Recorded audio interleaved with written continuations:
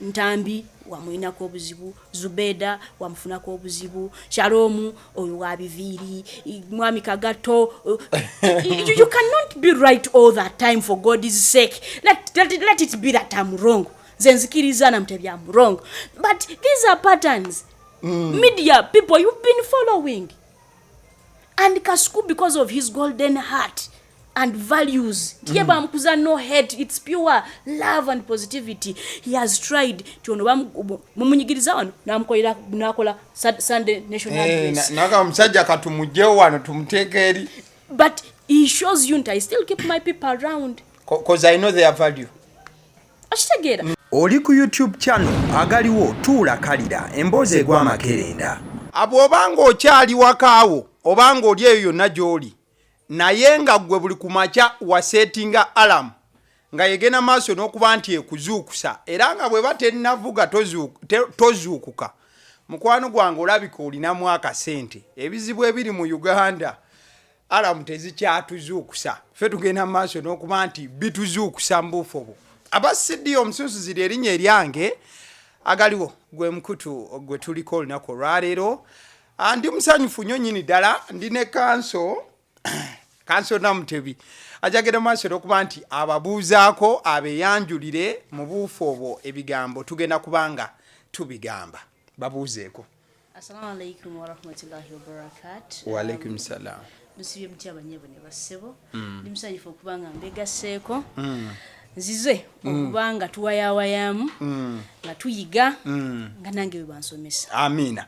Esaawa zino njagenda straight ku kigenda maaso n'okuba nti kitambula naku nga 2-3 obadde osiriikiridde nnyo and I'm sure bangi bandyetaaze okuwuliza ku ddoboozi lyo n'okulabako era nkakasa waliyo kati abamwenyeza just okuba nti bakulengeddeko wabula njagala ngende direct mu bibuuzo eyo yakulaba byayinza okuba nti alina esaawa zino.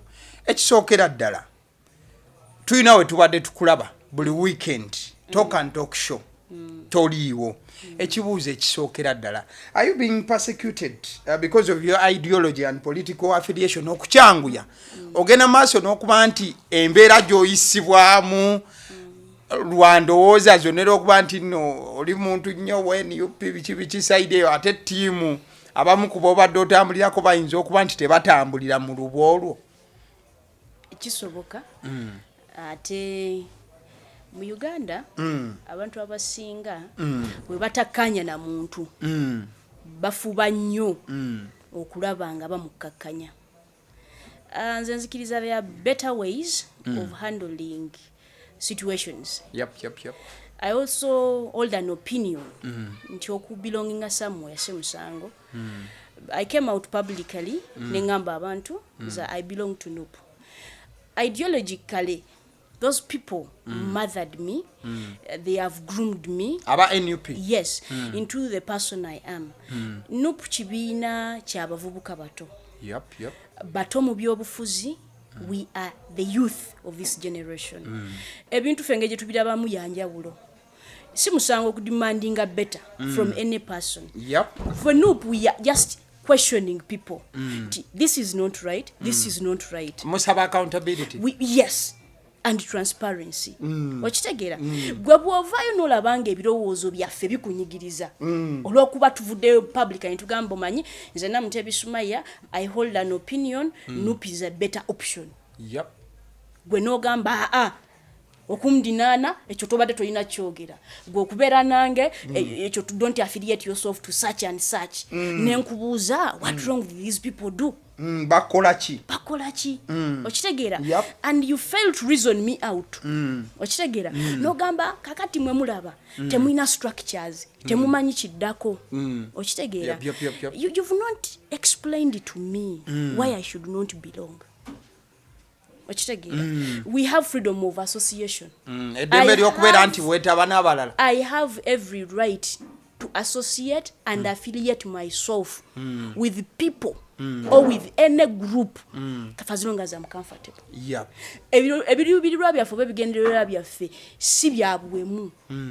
si byakuvoola oba kukakanya muntu yenna gwe kyo kiba kikumalako emirembe amazima you have a problem with me okitegeera so I think it's fair. It's a fair statement yogamba I am being persecuted okikkiriza ndi kyandiba Tiembera y'ebyobufuzi y'ebizobaga yaleese obuzibu. Kyandiba yes abantu abasinga abatunze emyoyo gyabwe lwa ssente.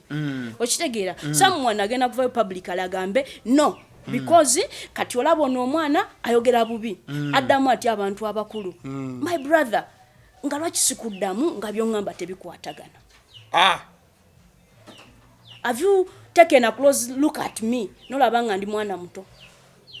Okitegeera I'm above 18 I'm an adult. Wetegerera Nine eddembe lyonna ery'obwebwange okugamba nti omanyi nze ndi wanuupu ate abantu abakulu baba baagala ffe okubawa ekitiibwa to allow them to father us and mother us into better people into better beings. They need also to package themselves better. Nti abantu abo abaagala okubawa ekitiibwa n'obayita abantu abakulu balina okusooka okukiraga n'okukyeteekerateekeramu. Yes. Yambala olugoye olwo. Tokyogerako bwogezi tekimala. Bingi ebyogeddwako mu Uganda. Bingi ebitakwatagana mu ggwanga Uganda. Okitegeera. Now we are now awaken. Tuli bazuukufu. Si musango mu mbeera yonna. Nze okuva ne ŋŋamba bannange. Temukinkyayira era temukinvumira.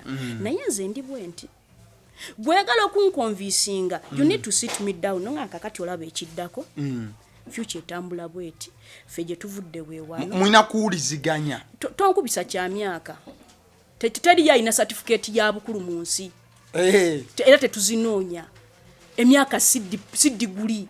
It's not a profession to be old.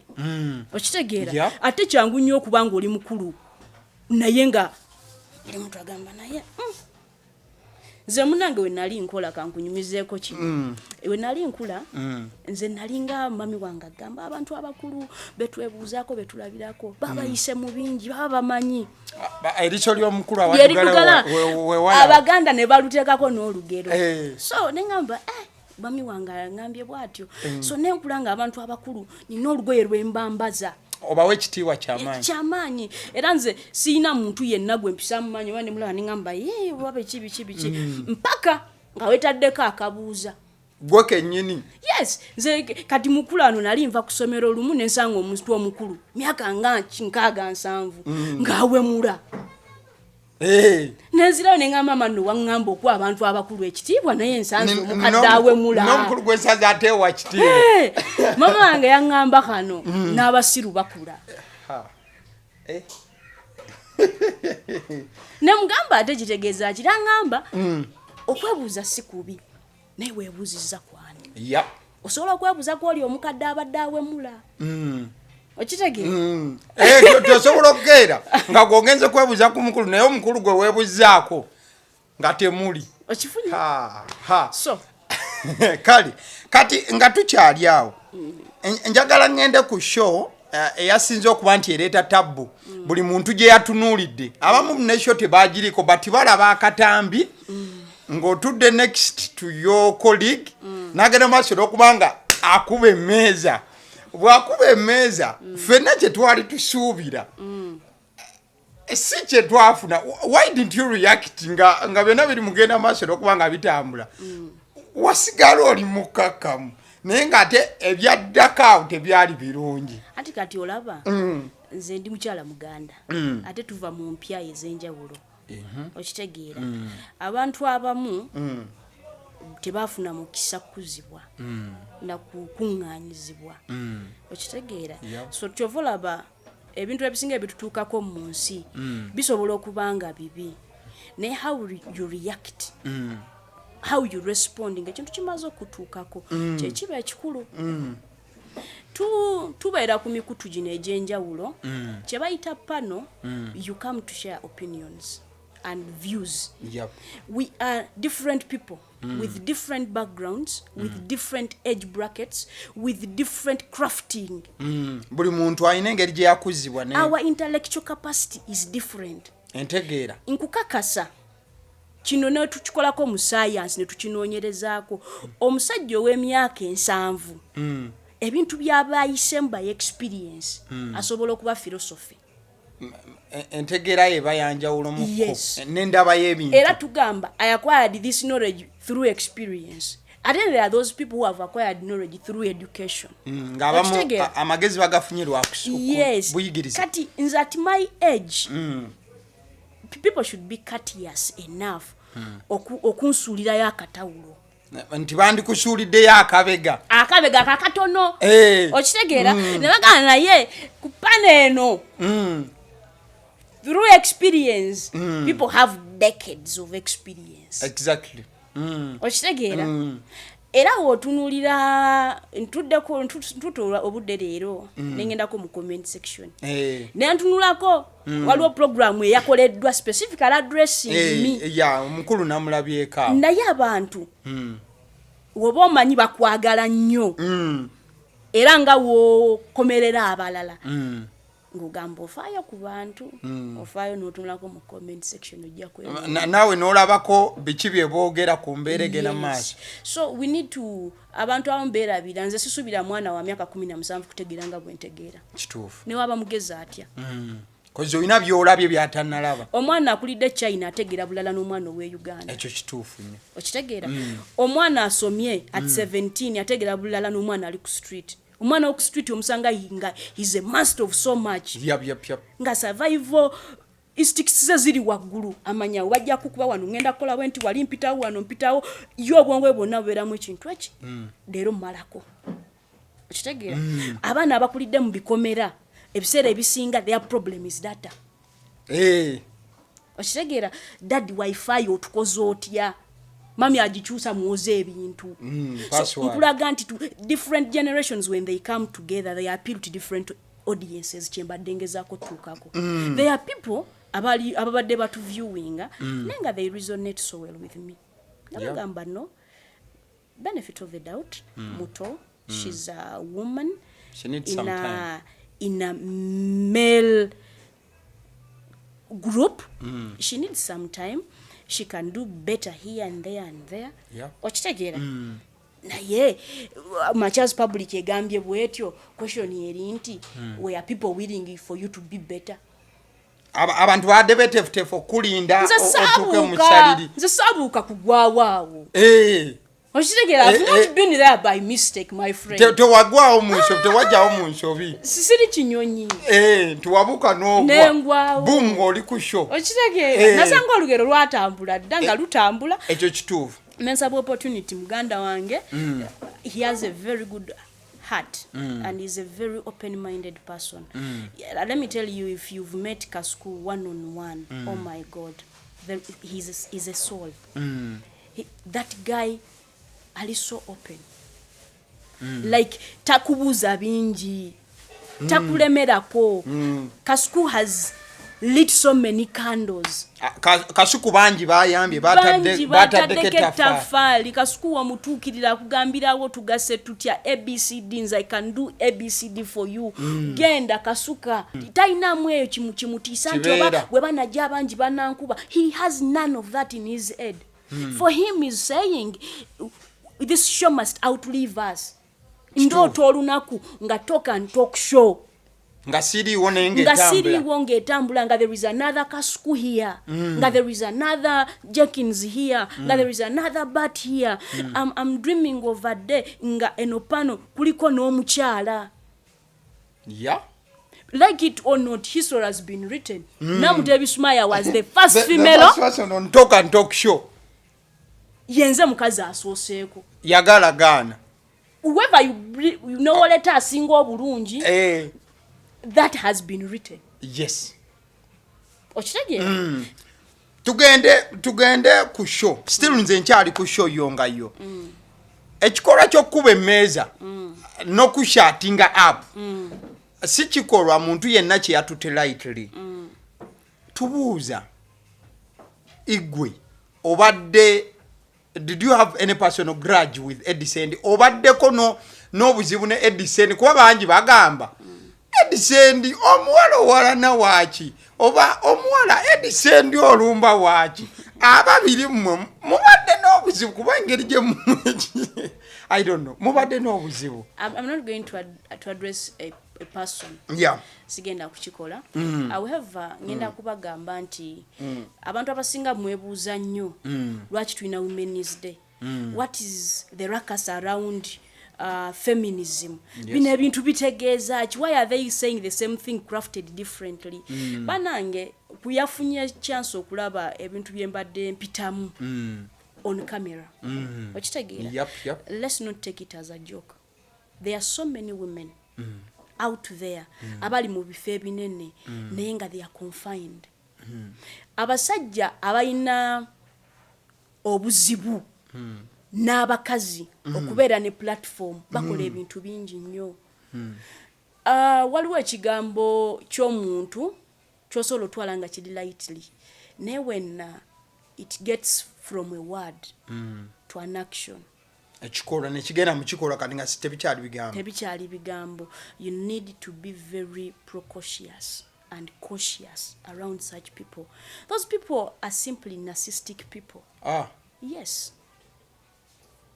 A narcissistic person is someone it's a disorder, by the way.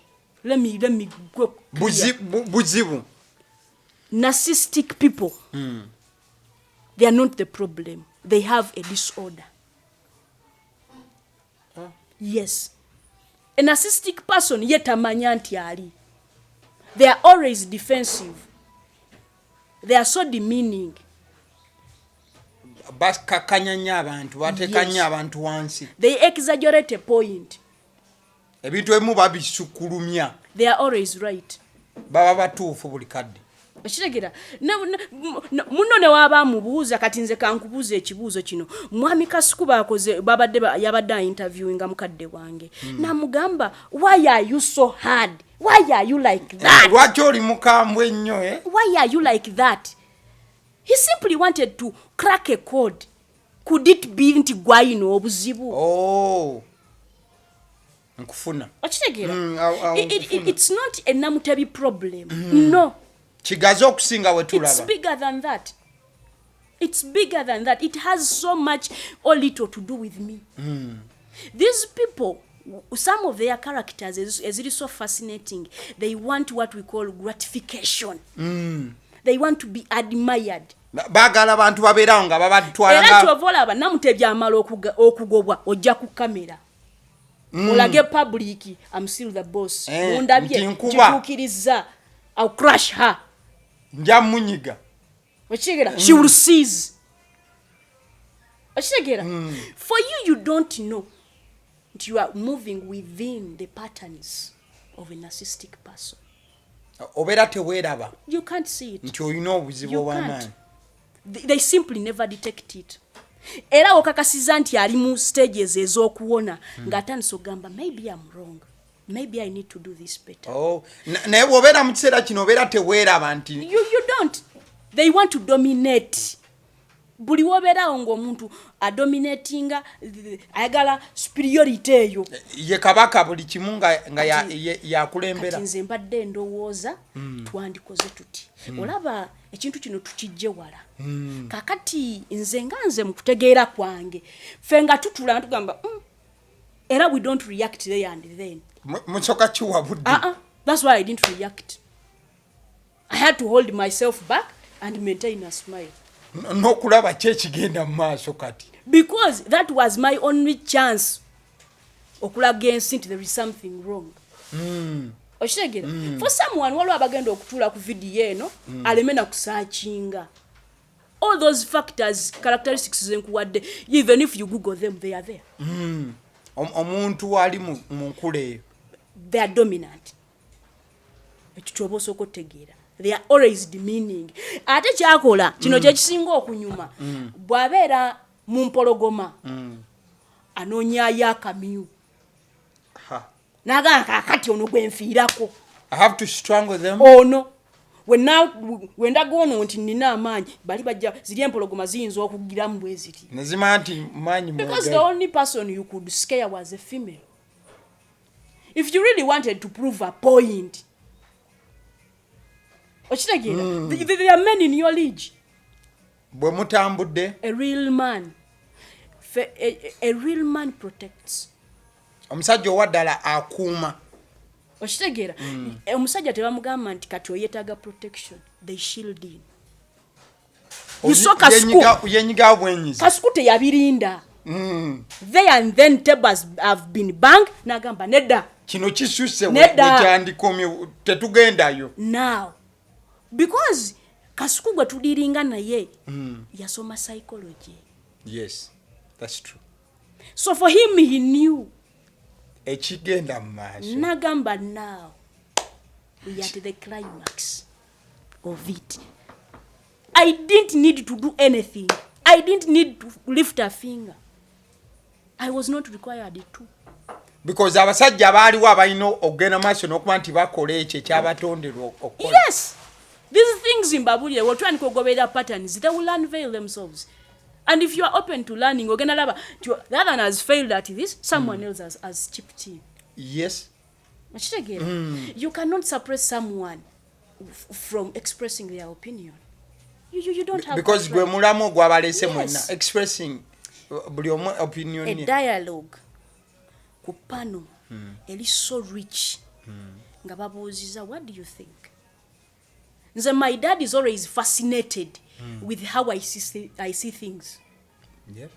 Kuba yagamba naye abaana abato bamulowooza mutya. Oshegera for he's never overwhelmed. Era gamba dde nkisuubira. Is not surprised. Mbadde nkisuubira kati what better? When I told my dad nyingidde nup nangamba I didn't expect anything else. Kuba oli muvubuka I didn't expect you kukungamba nti oyingidde UPC. Kubanga yawa mzee wa kazi. Like are you resonating with me? Yes. Nangambera you will see that has to attract a certain group of people. Yes. Era bebafe. You may not like us, you may want to isolate us, but I think time is coming where we need to evolve and accept. Akadde kajja. Yes.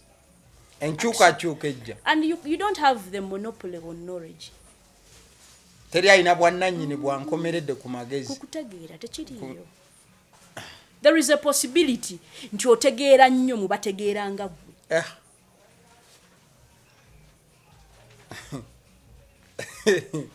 Kambuzi guno gwe gubadde omulundi gwa Council Namutebi okulabikira mu media. Yes.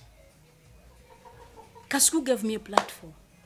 He didn't want to know my background. He simply didn't care. Anyanzala. He simply didn't care. Wanasomako. Kasuku.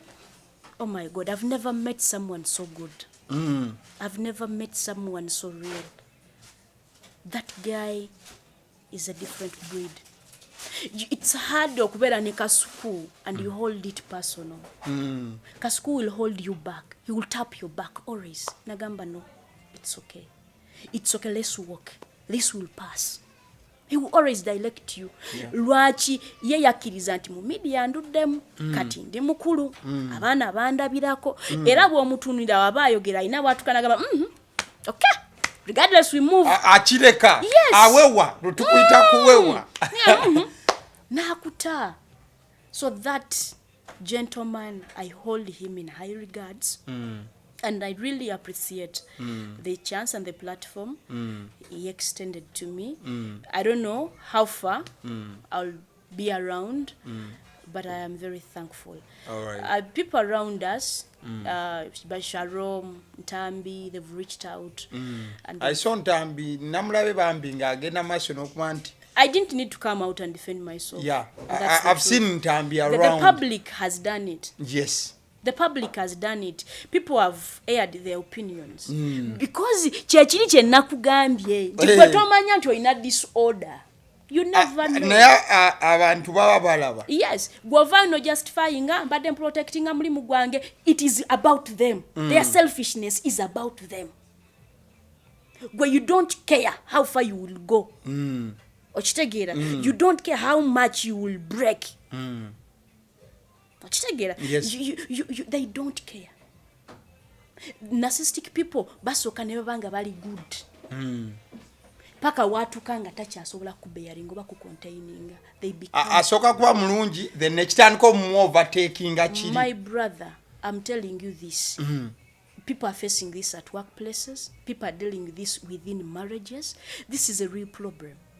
Lwakuba abantu ebintu ebiri serious tubitwala nti bya bulijjo kati Namutebi naye kati ebyo biki byatunyonyola era abantu bagenda okusinga comment bena gamba naye bannange nono naye yatujirira. They are not going to take the point. But what the point was, no one is going to take time agambe okay. Narcissistic people are how? Bali bata. Because you might have a father nga is one. You might have a mother nga she's one. A brother and a friend. All you need to do kumugamba, look here. You don't have to be right always. Olumokkirizaako nti nange leero nnemereddwa nange leero nkoze ensobi. My question would be Namutebi oli mukyamu. Kakati nze ndi mukyamu ng'oli mutuufu how? Kiki enjogedde mu bukyamu mbuulira ekikyo gwe obadde oteesa. Can we rehearse a live show? No. Now, if we cannot rehearse a live show, how do you kuba emboze nga bwezze it's where gwokirowozaako kibadde kitambula mu wiiki waliwo kino ne kino newonooba mugezi otya neba naakutenda okutegeera otya. There are questions that are always directed to a particular person. Ng'oli musajja bwe bajja wano ne babuuza abakazi bawulira batya nga bakubwa mu bufumbo. Abakazi bawulira batya nga batulugunyizibwa ku mirimu. Abakazi bawulira kati brother wange let me tell you. Ne bakutenda obugezi tolinnyonnyola bisa bya mwana we birungi. Ate nga mbinyonnyola ate byannuma ddi. Kya mukazi. Yes. No science can give us an explanation of that. Because the sikigende waliwo omukazi alumu ebisa ennaku 3. Waliwo omukazi alumu ebisa ennaku 2. Nowe saawa. Okimanyi tuwaliyo omukazi asolo zaala omulongo leero omulala namuzaala enkya. Baba tebakyali balongo. Kati oli kinyonyola ddi ekyo bakuwaana magezi ate nze ndi mwebize mbasi nali nsindise ku mwana. Now that comes back to experience. Obumanyirivu Namutebi ng'abawala lwaki ebidagalalagala bisusse mu bakyala. Look here, we are stressed. Look here, we are going through ABCD. You people, be aware. Yep. Okitegera? Ye experience. Watudda ku show still. Gwojawo obuvumu okwegatta ku talk and talk show. Sijja buyita buvumu. Ati omukyala like gwe nogera nogamba kagende nesuule mbali abasajja. I will sit there, I will triumph, I will dominate. How? I was not there to dominate anything or anyone. I was there to share an opinion of mine on events. Nga bwe nkugambye I reached out to Mr. Isaac Daniel Katende. Yes, I reached out ne mugamba mwami Katende, I am ABCD mbadde nkusaba. I follow you. I am a fan. I love what you guys do. You're doing tremendous. Kasuku, you inspiring us. We are crafting our things better. Okitegeera, you were free spirit. Like he just texted me back and angamba, okay, pass by this address. Come be around. See what we do. Or getting in check. That's what he did. No tukawo ku talk and talk show. Nembalaba ne mugamba, I've been following you guys. But I think wano tuteekamu ka touch k'omukazi. Kuba Kasuku, ekibuuzo woli kibuuza nti abakazi ebisa bibaluma mutya. Are you exaggerating that point? Mukazi yalina okubuulira ebisa biruma bitya. Twetagayo opinion y'omukyala. Obuli nsonga ekwatagana n'abakyala. Kati nze bw'ombuuza abakazi lwaki tukaaba nnyo, why are we emotional? I will tell you, because ndi mukazi. You may not like what I've said, but there are women who resonate with me. Era abategerera ddala ekyo kyoyogerako. Yes. Ate bw'omusanga ng'ali mu age bracket yange gunyuma. Kigwa bugwi. Agamba omwana oyo okifuna. So ne mugamba nze what I think I can contribute is that lady touch. Just only to give opinions here and there. Yeah. Society tulaba etya, we baba bayimbi abakazi tukoze tutya. Period. All right. Ndabye nnyo comments nyingi nga zibuuza Namutebi gwe okujja mu basajja abakoze emyaka 10 plus cause talk and talk show nkakasa omwaka guno eri mwaka gwa 10 na gwa 14th year talk and talk show bali mwaka gwa 14 14 wabula gwe omukyala in fact ate gwe mulundi gwonna gwe gusoose gojje mbasajja ababadde awamu emyaka 10 n'okusoba bangi obwedda bakubuuza Namutebi wali osuubira ki? We need to change that anatomy. Nti every journey begins somewhere. Okitegeera. Companies zetusinga okwenyumirizaamu abakozi abazirimu sibe bazitandika. Ekyo kituufu. We need to learn to outlive ourselves. Okitegeera. And however good you are, ebintu bituuka emboozi wenyumira ne weggwera. Okitegeera. It is true. Talk and talkers stood the test of time. They've done tremendous.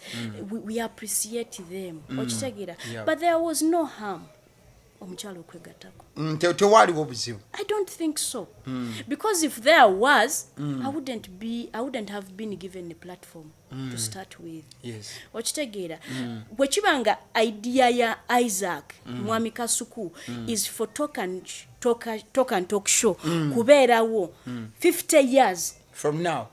Oshegera nti olunaku lumu tujja kulaba omuzzukulu ng'ayitiddewo ng'akimye royalties ze wano dadi kyeyatandika jjajja tulina kipasinga on and eno yabadde transition Oshegera nti kati Namutebi azze eventually one of them may retire someone ayinza ofuna pressure Chebaita transition. Change when is coming, you might desist it. Oyinza okwesisigiriza. Nogane nkyuka. Wotuula mu mukutu gw'amazzi. Gakuba. Change is real. We need to accept. Yes. Olunaku lugenda kukya. Nga talk and talk show weeri, nenga there are new faces somewhere somehow. Yep. Kale.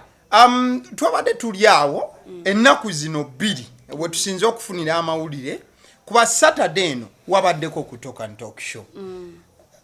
Naye ate wemala okuggwa Sunday neyitawo Monday okusingira ddala olunaku lwokusatu n'olwaleero ndabye nnyo amawulire g'okuba nti Council Namutebi takyali na talk and talk show team. Nasose kumanyira ku Frank Antambi because he's my friend. I usually view his status says here and there. Ngendo laba abitaddeyo akola atya konze really abantu abali mu media bakimanyi. Buya kati tubadde tusaba kyazze kitya okubeera nti wajja n'ogamba ngenda kubeerawo. How do you bow down? How do you exit? Ovotya ku talk and talk show not the body. A meeting was held ne bakama bange and they found it fit and proper nze to exit. It was simply a meeting and they called me up ne bangamba Namutebi for reasons ABCD. For example, one of the reasons things are not tallying omanyi brandy and those things. Yes, I understood them. Then I called Mwami Isaac, Nemgamba Mfunye Simu, and I was informed of ABCD. Luckily, I recorded that phone call. Someone took things personal, nalemerako, kakati nange, mbade sina chakola. I had to let go. Nangamba, but I wish you all the best. But kusheyo nze ndi mulabi nnyo wa talk and talk show. In fact ndi muwuliriza cause talk and talk show nagiwuliriza nga buwuliriza ku radio. Nga tetunafuna nnyo transition za YouTube zino nachi. But ebbanga lyobaddeko ndabyeko emirundi ng'ebiri. Ng'oyatika n'abasajja bano. Direct ne mutuka n'okwesibira ssente over something I've been watching. Naye ng'ate emirundi ze gye ndabye obadde sigwalusiikuula nga balukusiikuulira. Because for me, I'm raised and bred differently. Kyekiri kyenkugambye nti I can detect, I see signs, patterns of omuntu ayagala okufuuka bully, a narcissistic person. Okitegeera. And we no you try no gambo manyi because of age nze can reacting bwenti because kati age show yasinga okufuuka akabasa ngenjogera ya leero show ya lwena commenting ku family ya mukadde wange omugenzi Tamale Mirundi senior show we malo okutambula nkakasa bana Uganda bagoberera ebintu byabwe yasinga okuleetera ddala embetezi eyo. Who has seen a family member coming out okunkuba asina gwe nawulidde gwagamba nti odifendinga family nze omwana w'omugenzi luli olujja mwava muli omusayi gwatambuliramu ye n'agamba muve ku Namutebi n'olwalero yakizeemu video weziri aba family ya Tamale Mirundi Junior temunnamulaba kyetuba tuwakanako Tamale Mirundi Junior agamba no I saw that video. By the way, kati ate omaze kyogerako I saw his video today. Tamale Mirundi Junior nga agamba bakwesonyiwa. Mukama wange ayina ekigambo kyatera okukozesa. Wolaba omuntu nga ayagala nnyo omwana okusinga nnyina aba ayagala kumulya. Gwe tosobola kwagala family kusinga Junior. Yes. Junior avuddeyo nadi ne yedisistinga nanze nvaako kantu gwenze sisi temulwanira temulwana na publicly he denounced you publicly oba oli mugezi oba otegeera nnyo nze siri naawe nze Namutebi ne ngamba Junior eradde sebo gwe n'onaaba mu ngalo ne naaba mu ngalo era bampa amazzi okusizira submission gye nalaba baŋŋamba nti engeri lwaki bakukwata mu ngeri ey'obukambwe lwansonga nti okkiririza nnyo omusemakadde kyekiri kyenakugambye yakutwala kati nze kammalirizi tusulike bwetu kyekiri kyenagambye I'm being persecuted for my ideologies and my stands on public issues. Awava akabasaawo nze mpagira Isaac Semakadde in bold light. That is Isaac Semakadde yabaga to bang the tables. Kakati some people are going to omuntu ajja kuvaayo ayagala okujustifyinga kiki kyenagambye omuntu abeera narcissist takkiriza nti I'm wrong here era ajja kuvaayo agambe kati naye okirawo kikyusaamu ekintu kino katono nnyo anti yagamba bw'ati because he has failed to find a reasonable explanation to the public. Right. N'agamba kati ndi mugezi. You have to stay right all the time. These are patterns. These are patterns. You don't see them. It takes an extra keen eye. Kakati, why are you persecuting me? Because nze ngambye mpagira Isaac. Nze muwagira. Gwaba tomuwagira. You affiliate yourself with those people. Awali ku side ye. Yes. You tomuwagira, but you deploy his knowledge somewhere. Do you believe nti olinga tusigira ekifaananyi nti suffocation ebadde y'amaanyi ku show ebbanga lyonna ly'obadde otambula? Omanyi nze ng'omuntu ye bwe mbeera okola faamu kanewola ebigambo bya maama Namyalo oba okoze faamu ng'olinamu empologoma focus yo togiteeka ku kamyu. There are certain things you let it pass. Kati, what do I mean by that statement? I was given a platform. I don't care about the negativity. Yep. I take the positive, I leave the negative. Ate gwe focusinga ku negative oba ovudde ku mpologoma nobera ku kamiro ngamba olunaku lumu kagenda jeja ndaba sente wano obugagga obuli awo nova ku binene ebiriwo tewali bugagga awo tewali bugagga ate ensonga engambyeko nti njogere ku nsonga zino there are women that were hurt genuinely this was not called for in all forms some fellows of mine reached out ne bagamba Namutebi you need to say something you need to say something however little to at least abakyala bana ababadde ku side bafunemu kumanyi bamanye ebaweya these people exist these things are real abakazi banyigirizwa wano nawali Namutebi si musango gw'okwagira nupu Namutebi si musango yadde gw'okugamba nti Isaac yekyaliwo akitegeera tekigenda kuwalanya banna Uganda tekigenda it's nothing that is you nga tumaliriza njagala obeko obubaka bw'osindika eri naddala abakyala cause obadde ekifaananyi ekyabakyala ku sheeno kubeera kyekyali kikuleseza kuleeta opinion zo naye ng'oresonatinga bulungi n'abakyala naddala ku nsonga eziba zikoneddwako nga z'abakyala bangi ababadde bagenda maaso n'okuba nti bakugoberera mu buufu obwo obawa bubaka ki naddala batutte picture ya bullying n'embeera mw'obadde oyita nti obadde ku mulimu but ate one or two of you're being bullied here and there. My fellow ladies, this is what we learn from everything.